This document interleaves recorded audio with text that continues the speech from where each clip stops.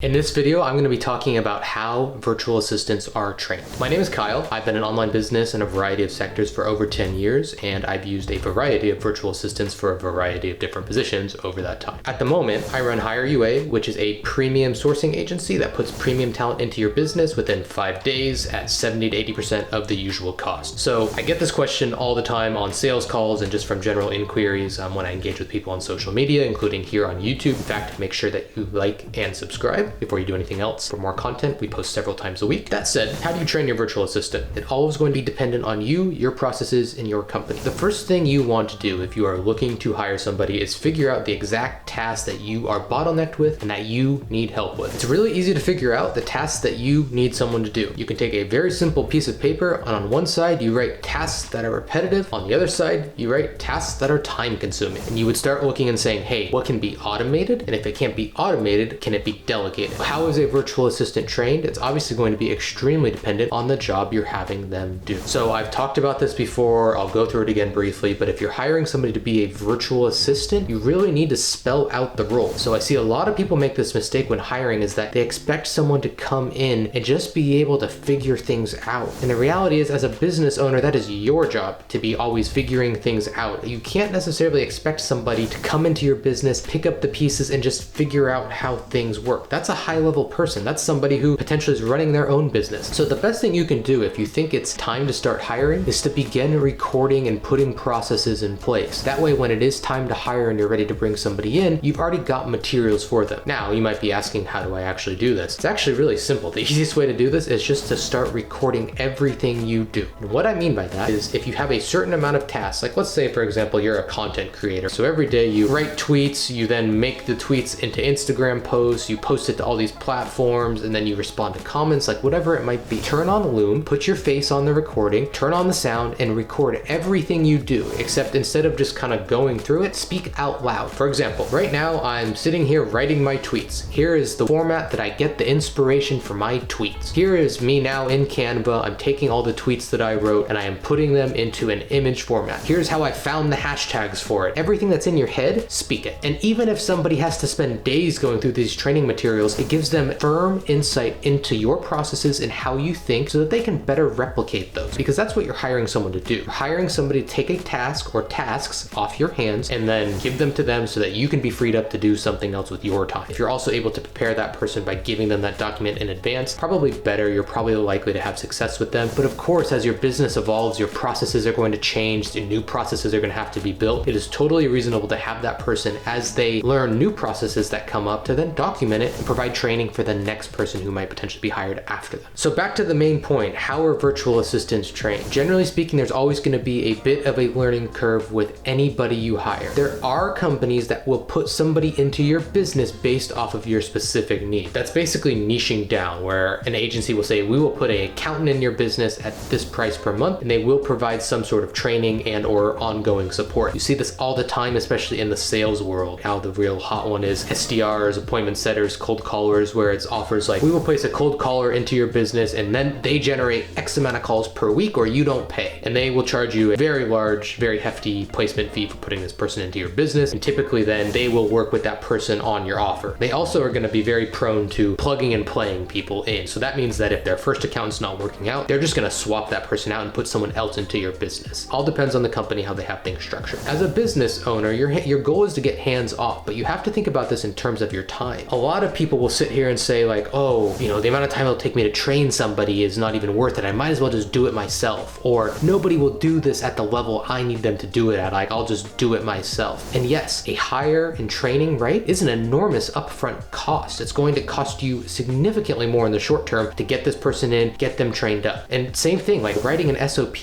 like a document of like how you do a process, it's not very exciting. It doesn't feel like it's a huge, high leverage, exciting activity that will actually drive your business forward. But you have to think, once you've created that document, you get all that time back in the future. It might take you 5 hours now, but how many hours a day are you going to save down the road when someone else is doing this for you? And it's all about buying your time back as a business owner. In summary, you can get virtual assistants who are already trained for your specific task if you go to a specific agency. However, you will be very limited in scope. You will have likely a limited amount of candidates, and you will likely have a minimum contract that you have to engage with them. If you are looking to take things out of your house business, like you want to outsource your sales department or your graphic design, whatever it might be, then potentially that is a good option for you. But most businesses as they grow are looking to bring things in-house because it is cheaper. So in that case, naturally, the in-house training comes down to you and the team that you currently have. If you're looking to hire premium talent at 70 to 80% or over $100,000 a year off normal domestic prices, then head to HireUA.com. Make sure you subscribe to the channel. We're posting videos twice a week, shorts every day. Lots of good stuff coming about how to hire, delegate, scale, and ultimately enjoy your life more as a business owner.